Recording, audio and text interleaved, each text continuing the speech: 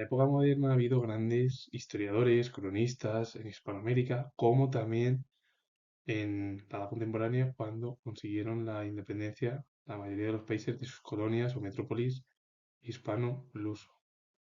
Y muchos de ellos han sido polifacéticos, figuras polifacéticas, se han dedicado, aparte de la historia, a otros ámbitos de la literatura o a otras materias relacionadas con la cultura de las ciencias sociales. Por ello, las ciencias sociales son importantísimas conocerlas porque es la historia de los países. En este caso es Hispanoamérica o América del Sur, que su huella es primordial para comprender muchas de las costumbres similares a España y Portugal. Dos historiadores importantes en la Edad Moderna o época moderna en Hispanoamérica. Hernando de Alvarado Tezozomoc fue cronista mexicano de origen indígena. Su madre, Francisca Moctezuma, fue hija del último emperador del Imperio Azteca, como fue Montezuma II. Y la obra de el cronista mexicano, Crónica Mexicana de 1598. Fernando Alba Itzlichotzili fue historiador mexicano. Además, fue descendiente de los reyes de Texcoco. La obra es Historia General de la Nueva España y se la conoció como Historia Chichimeca en 1891-1892, cuando se publicó posteriormente. Dos historiadores que son importantísimos, que su huella es primordial porque han dejado estudios en México y también en el ámbito hispanoamericano. José de Oviedo y Baños fue escritor venezolano. Su familia procedía de España.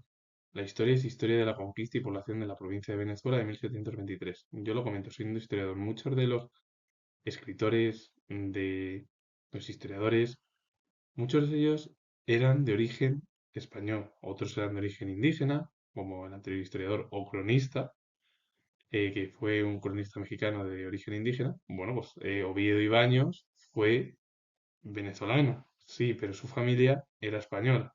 Que ahora como viene todo de las quejas de muchos de los países de América con respecto a España y todos los problemas, también en Gran Bretaña ha tenido sus problemas y no hay tanta queja de leyenda negra en el mundo anglosajón y nada más que es en el mundo hispano, solo en España. Entonces yo lo comento, la gran mayoría de los escritores serían de familias españolas. Es verdad que luego ya su vida la realizaron, por ejemplo, en el caso de Oviedo y Baños, en Venezuela, otros en México, otros en Uruguay, otros en Paraguay, otros en otras zonas como Chile o Brasil. Pero sobre todo, ellos realizaron el ámbito cultural en todo Hispanoamérica o Iberoamérica. Historiadores del siglo XVIII y de la edad contemporánea, y además muy importantes. Manuel Orozco Iberra fue historiador, pensador y político mexicano. La obra es Historia Antigua y de la Conquista de México de 1880.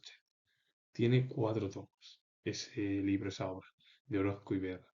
Lucas Alamán fue historiador y político mexicano, considerado el más insigne intelectual del conservadurismo mexicano. Dedicó grandes esfuerzos a la economía y a la cultura de México y además impulsó la industrialización. La obra es Historia de México desde los primeros movimientos que prepararon la independencia en el año 1808 hasta la época presente. Es decir, que Alamán, aparte de ser considerado uno de los historiadores más importantes del país, él también realizó una serie de reformas en la economía, en la cultura, impulsó la industrialización en México para que México pudiese ser uno de los principales estados de Hispanoamérica o muy importantes de América. Y habla de bueno, la obra lo que te habla al final es justo cuando comienza la independencia hasta la época presente, que es lo que habla el propio Alamán, el propio historiador. Bueno, pues es el periodo justo en el que coincide la guerra de la independencia, esto lo comento siendo historiador, con todo la guerra de independencia de los territorios de la metrópoli, bueno, de la metrópoli española. Y Miguel de Olivares fue historiador y jesuita chileno. Entró como novicio en la Compañía de Jesús en 1763. Sus padres también fueron españoles, como el anterior escritor venezolano, y la obra es Historia militar, civil y sagrada de lo acaecido en la conquista y pacificación del Reino de Chile. Otra obra también importante en la que habla él, el propio Miguel de Olivares, de Chile, y también una obra que es del ámbito hispanoamericano. Muchos de ellos hablan al final de México, por ejemplo, como Orozco Iberra o Alamán o Miguel de Olivares. Lo que hablan al final es de la historia de sus países y son tan importantes porque al final son países que han sido, bueno, que han tenido relación económica, política, social con España y que son hermanos desde hace 500 años. Así que eso es lo que nunca debemos de olvidar y lo comento siendo historiador.